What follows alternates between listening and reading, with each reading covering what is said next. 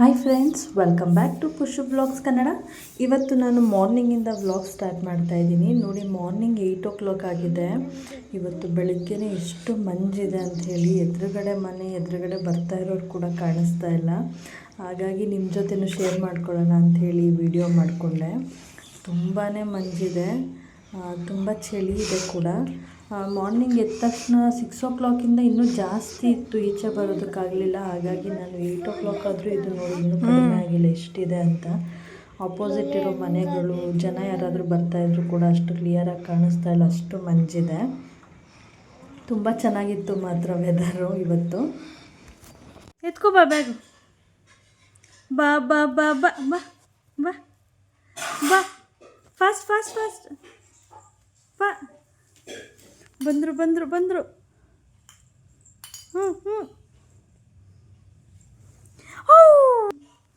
ಗೋ fast ಗೋ fast, ಬಾ ಬಾ ಬಾ ಬಾ ಬಾ ಬಾ ಬಾ.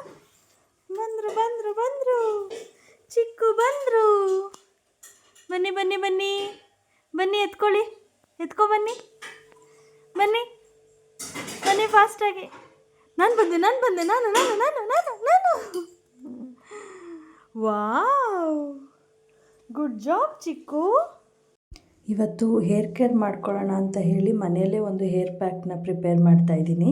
ಇದಕ್ಕೆ ನಾನು 1 ಗ್ಲಾಸಷ್ಟು ನೀರು ಹಾಕಿದ್ದೀನಿ, 1 ಟೇಬಲ್ ಸ್ಪೂನಷ್ಟು ಅಗಸೆ ಬೀಜ ಹಾಕಿದ್ದೀನಿ. ಇದನ್ನು ಚೆನ್ನಾಗಿ ಕಾಯಿಸಬೇಕು. ಯಾವ ರೀತಿ ಅಂದರೆ ನೋಡಿ, ಈ ರೀತಿ ಜೆಲ್ಲಿ ಟೈಪ್ ಬರಬೇಕು ಅದು ಸೋಸಿದಾಗ. ಸೊ ಈ ರೀತಿ ನಾನು ಅದು ಜೆಲ್ಲಿ ಟೈಪ್ ಬಂದಮೇಲೆ ಅದನ್ನು ಸೋದಿಸ್ಕೊಂಡು ಇಟ್ಕೊಂಡಿದ್ದೀನಿ.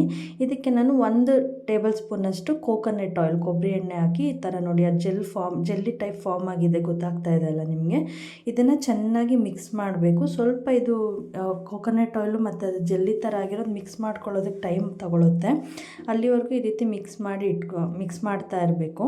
ನೋಡಿ, ಈಗ ಮಿಕ್ಸ್ ಮಾಡಿದ್ಮೇಲೆ ನಾನು ಇದಕ್ಕೆ ರೂಟ್ಗೆ ಅಪ್ಲೈ ಮಾಡ್ತಾಯಿದ್ದೀನಿ. ರೂಟ್ಗೆ ಮತ್ತು ಹೇರ್ಗೆ ಎರಡಕ್ಕೂ ಕೂಡ ಅಪ್ಲೈ ಮಾಡ್ಬೋದು. ನೋಡಿ, ಈ ರೀತಿ ಪಾರ್ಟಿಷನ್ ಮಾಡಿಕೊಂಡು ಫಸ್ಟ್ ರೂಟ್ಗೆ ಅಪ್ಲೈ ಮಾಡ್ಕೊಳ್ತಿದ್ದೀನಿ, ಆಮೇಲೆ ಹೇರ್ ಫುಲ್ಲು ಅಪ್ಲೈ ಮಾಡ್ಕೊಳ್ತೀನಿ. ಏನಿದು? ಕಿತ್ಕೊಂಡೆ ಚಿಕ್ಕು, ಇಲ್ಲಿ ನೋಡು ಚಿಕ್ಕು, ಚಿಕ್ಕು ನೋಡಲ್ವ ನನ್ನನ್ನು? ಚಿಕ್ಕು ಇಲ್ಲಿ ಇಲ್ಲಿ ಇಲ್ಲಿ ಇಲ್ಲಿ ಇಲ್ಲಿ ಇಲ್ಲಿ ಇಲ್ಲಿ ಚಿಕ್ಕು, ಯಾರಿದು ಚಿಕ್ಕು? ಇಸ್ಕೊಂಡ್ರು ತಗೋ. ಇಬ್ಬರಿಗೆ ಬೋರ್ ಆಗ್ತಿದೆ ಮನೇಲಿ. ಚಿನ್ನಮ್ಮ ಇಲ್ಲೊಂದು ಗೃಹ ಪ್ರವೇಶ ಇದೆ ಅಂತ ಹೋಗಿದ್ದಾಳೆ, ಅವಳಿಗೆ ವೆಯ್ಟ್ ಮಾಡ್ತಾ ಇದ್ದೀವಿ ನಾವಿಬ್ಬರು ಸೇರಿಕೊಂಡು. ಅಮ್ಮ ಪ್ಲೀಸ್ ಹೊಡಿಬೇಡಿ. ನನಗೆ ಹೊಡಿತೀಯಾ? ಏಯ್ ಪೋಲಿ ಅಮ್ಮ, ಪೋಲಿ. ಚಿಕ್ಕು ತುಂಬ ಕಲ್ತ್ಕೊಂಡ್ಬಿಟ್ಟಿದ್ದಾಳೆ ಇತ್ತೀಚೆಗೆ. ಹೊಡೆಯೋದು, ಕಿರ್ಚೋದು ಎಲ್ಲ ಮಾಡ್ತಾಳೆ ಅಲ್ವಾ ಚಿನ್ನು? ಚಿನ್ನಮ್ಮನೂ ಕೂಡ ಫಂಕ್ಷನಿಂದ ವಾಪಸ್ ಬಂದಳು. ನಾನು ಅದು ಹೇರ್ ಕೇರ್ ಮಾಡಿದ್ದು ವಿಡಿಯೋ ಇನ್ನೊಂದು ಕ್ಲಿಪ್ ಮಿಸ್ ಆಗಿಬಿಟ್ಟಿದೆ, ಹಾಗಾಗಿ ಈಗ ಹೇಳ್ತಾ ಇದ್ದೀನಿ. ಅದನ್ನು ಹೇರ್ಗೆಲ್ಲ ಫುಲ್ಲು ಕಂಪ್ಲೀಟ್ ಅಪ್ಲೈ ಮಾಡಿದ್ಮೇಲೆ ಇಮಿಡಿಯೇಟ್ ವಾಶ್ ಮಾಡ್ಕೋಬೇಕು, ಇಲ್ಲ ಅವತ್ತಿನ ದಿನವೇ ವಾಶ್ ಮಾಡ್ಕೋಬೇಕು ಅಂತ ಏನಿಲ್ಲ. ನೆಕ್ಸ್ಟ್ ಡೇ ಕೂಡ ವಾಶ್ ಮಾಡ್ಕೊಬೋದು, ಯಾವುದೇ ರೀತಿ ತೊಂದರೆ ಇಲ್ಲ. ನಾವು 1 or 2 hour ಬಿಟ್ಟು ವಾಶ್ ಮಾಡ್ಕೊಳ್ತೀವಿ ಅಂದರೂ ಮಾಡ್ಕೊಬೋದು. ತುಂಬ ಒಳ್ಳೆಯದು, ಕೂದಲು ಸಾಫ್ಟ್ ಆಗುತ್ತೆ, ಮತ್ತು ಸ್ಪ್ಲಿಟ್ ಎಂಡ್ಸು ಅದೆಲ್ಲ ಕೂಡ ಕಡಿಮೆ ಆಗುತ್ತೆ ಅದನ್ನು ಅಪ್ಲೈ ಮಾಡೋದ್ರಿಂದ. ಚಿನ್ನಮ್ಮ ನೋಡಿ ಎಷ್ಟು ಚೆನ್ನಾಗಿ ರೆಡಿಯಾಗಿದ್ದಾಳೆ ಇವತ್ತು ಅಂತ ಹೇಳಿ. ಅಡುಗೆ ಮಾಡಬೇಕು, ಮಜ್ಜಿಗೆ ಸಾರು ಮಾಡೋಣ ಅಂತ ಅಂದ್ಕೊಂಡಿದ್ದೀನಿ. ಆ ರೆಸಿಪಿನ ನಿಮ್ಮ ಜೊತೆ ಶೇರ್ ಮಾಡ್ತೀನಿ, ಹೇಗೆ ಮಾಡೋದು ಅಂತ. ಬನ್ನಿ ರೆಸಿಪಿ ತೋರಿಸ್ತೀನಿ. ನೈಟ್ ಸಾಂಬಾರಿಗೆ ಮಜ್ಜಿಗೆ ಹುಳಿ ಮಾಡೋಣ ಅಂತ ಅಂದ್ಕೊಂಡಿದ್ದೆ ಅಂತ ಹೇಳಿದ್ನಲ್ಲ, ಅಂದರೆ ಇದು ಇಮಿಡಿಯೇಟ್ ಮಾಡುವಂಥ ರೆಸಿಪಿ, ತುಂಬ ಟೇಸ್ಟಿಯಾಗೂ ಕೂಡ ಇರುತ್ತೆ. ಇದಕ್ಕೆ ನಾನು 1 ಟೇಬಲ್ ಸ್ಪೂನಷ್ಟು ಅಕ್ಕಿ ಮತ್ತು ಕಡಲೆಬೇಳೆನ ನೆನೆಸಿಟ್ಕೊಂಡಿದ್ದೆ 1 hour ಬಿಫೋರು. ಅದನ್ನು ಈಗ ನಾನು ಮಿಕ್ಸಿ ಜಾರ್ಗೆ ಹಾಕ್ಕೊಳ್ತಾ ಇದ್ದೀನಿ. ಈಗ ಅದು ನೆನೆಸಿಟ್ಕೊಂಡಿರೋದನ್ನ ಮಿಕ್ಸಿ ಜಾರ್ ಒಳಗಡೆ ಹಾಕ್ಕೊಳ್ತಾ ಇದ್ದೀನಿ. ಇದಕ್ಕೆ ನಾನು ಹಸಿಮೆಣಸಿನ್ಕಾಯಿ, ಕೊತ್ತಂಬರಿ ಸೊಪ್ಪು, ಕರಿಬೇವು, ಈರುಳ್ಳಿ ನಾನು ಒಗ್ಗರಣೆಗೆ ಯೂಸ್ ಮಾಡ್ಕೊತಿದ್ದೀನಿ. ಹಸಿಮೆಣಸಿನ್ಕಾಯಿ, ಕೊತ್ತಂಬರಿ ಸೊಪ್ಪನ್ನ ರುಬ್ಬೋದಕ್ಕೆ ಹಾಕ್ಕೊಳ್ತಾ ಇದ್ದೀನಿ. ಇದಕ್ಕೆ ನಾನು ಬೆಳ್ಳುಳ್ಳಿ ಹಾಕ್ಕೊಳ್ತಾ ಇದ್ದೀನಿ, 1 ಗಡ್ಡೆಯಷ್ಟು ಬೆಳ್ಳುಳ್ಳಿ, ಒಂದು ಚಿಕ್ಕದು ಶುಂಠಿ ಹಾಕ್ಕೊಳ್ತಾ ಇದ್ದೀನಿ. ಚಿನ್ನಮ್ಮ ನೋಡಿ, ನಾನು ವೆಲ್ಕಮ್ ಮಾಡಬೇಕು ಅಂತೇಳಿ ಪ್ರಾಕ್ಟೀಸ್ ಮಾಡ್ತಾ ಇದ್ದಾಳೆ. ಇದು ಅವಳದು ಪ್ರಾಕ್ಟೀಸ್ ಸೆಷನ್ ಅಂತೆ. ಆಮೇಲೆ ಮತ್ತೆ ಒರಿಜಿನಲ್ ಟೇಕ್ ತೊಗೊಳ್ತಾಳಂತೆ. ತುಂಬ ಅಡಿಕ್ಟ್ ಆಗಿಬಿಟ್ಟಿದ್ದಾಳೆ ಮಾತ್ರ ವೀಡಿಯೋಸ್ ಮಾಡೋದಕ್ಕೆ. ನೋಡಿ ಯಾವ ಥರ ಪ್ರಾಕ್ಟೀಸ್ ಮಾಡ್ತಿದ್ದಾಳೆ. ನಾವು ವೆಲ್ಕಮ್ ಟು ಅಂತೆಲ್ಲ ಹೇಳ್ಬೇಕು. ಹಾಯ್ ಫ್ರೆಂಡ್ಸ್, ನಾವು ವೆಲ್ಕಮ್ ಟು ಫ್ಲಾಸ್ ಕನ್ನಡ. ನಾವು ಮೊಟ್ಟೆ ಸಾಂಬಾರ್ ಮಾಡಿದ್ದೀವಿ, ಬನ್ನಿ ಕೊಡ್ಸಿದ್ದೀವಿ. ನೋಡಿ ಅಫಿಷಿಯಲಿ ನಮ್ಮ ಬಾಸ್ ಕೈಲಿ ವೆಲ್ಕಮ್ ಸಿಕ್ತು ನಮ್ಮ ಚಾನಲ್ಗೆ. ಇವಾಗ ನಾನು ಸ್ವಲ್ಪ ಶುಂಠಿ ಹಾಕ್ಕೊಳ್ತಾ ಇದ್ದೀನಿ, ಬೆಳ್ಳುಳ್ಳಿ ಸಿಪ್ಪೆ ಬಿಡಿಸಿಟ್ಕೊಂಡಿದ್ನಲ್ಲ ಅದನ್ನು ಹಾಕ್ಕೊಳ್ತಾ ಇದ್ದೀನಿ. ಕಾಯಿ ಏನು ಹಾಕ್ಕೊಳ್ಳೋ ಅವಶ್ಯಕತೆ ಇಲ್ಲ, ಇದಕ್ಕೆ ಜೀರಿಗೆ ಇಷ್ಟನ್ನು ಹಾಕ್ಕೊಂಡು ನುಣ್ಣಗೆ ರುಬ್ಕೋಬೇಕು. ಇದನ್ನು ತುಂಬ ಫೈನ್ ಪೇಸ್ಟ್ ಮಾಡ್ಕೊಳ್ಬೇಕು. ನನಗೂ ಜೀರಿಗೆ ಕೊಡುವಮ್ಮ, ನನಗೂ ಜೀರಿಗೆ ಕೊಡು ಅಂತ ತಲೆ ತಿಂತಾ ಇದ್ದಾಳೆ. ಅವಳಿಗೆ ಈ ಥರದ್ದೆಲ್ಲ ತುಂಬ ಇಷ್ಟ. ಜೀರಿಗೆ, ಸೋಂಕಾಳು, ಅಜ್ವೈನ, ಚಕ್ಕೆ ಈ ಥರದ್ದೆಲ್ಲ ತಿಂತಾಳೆ ಅವಳು ಹಾಗೇ. ಬಟ್ ಕೇಳಿದ್ರೆ ನಿಮಗೆ ಸ್ವಲ್ಪ ಇದೇನು ಹೀಗೆ ಅಂತ ಅನ್ನಿಸ್ಬೋದು, ಬಟ್ ಅವಳು ತುಂಬ ಇಷ್ಟಪಟ್ಟು ತಿಂತಾಳೆ. ಚಿಕ್ಕ ವಯಸ್ಸಿಂದನೂ ಅದು ಅಭ್ಯಾಸ ಆಗಿಬಿಟ್ಟಿದೆ ಅವಳಿಗೆ. ನೋಡಿ ಇವಾಗ ಅದನ್ನು ರುಬ್ಕೊಳ್ತಾ ಇದ್ದೀನಿ. ತುಂಬ ಕ್ವಿಕ್ಕಾಗಿ ಈಸಿಯಾಗಿ ಮಾಡ್ಕೊಬೋದು, ತುಂಬಾ ಟೇಸ್ಟಿಯಾಗಿರುತ್ತೆ.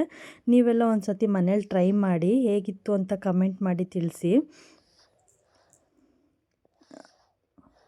ಇದಕ್ಕೆ ಮುದ್ದೆ ಕೂಡ ಒಳ್ಳೆ ಕಾಂಬಿನೇಷನ್. ಇದು ಅನ್ನಕ್ಕೆ ಕೂಡ ತಿನ್ಬೋದು, ಬಟ್ ಮುದ್ದೆ ತುಂಬ ಚೆನ್ನಾಗಿರುತ್ತೆ. ಮಜ್ಜಿಗೆ ಸ್ವಲ್ಪ ಹುಳಿ ಬಂದಿರಬೇಕು, ಆವಾಗ ಟೇಸ್ಟ್ ಚೆನ್ನಾಗಿರುತ್ತೆ. ಸ್ವೀಟ್ ಮಜ್ಜಿಗೆಯಲ್ಲಿ ಅಷ್ಟೊಂದು ಚೆನ್ನಾಗಿರಲ್ಲ. ನೋಡಿ ಈ ರೀತಿ ನುಣ್ಣಗೆ ಪೇಸ್ಟ್ ಮಾಡ್ಕೊಂಡಿದ್ದೀನಿ. ಇವಾಗ ನಾನಿಲ್ಲಿ ಅರ್ಧ ಲೀಟ್ರ್ ಮೊಸರು ಪ್ಯಾಕೆಟ್ ತೊಗೊಂಡಿದ್ದೀನಿ.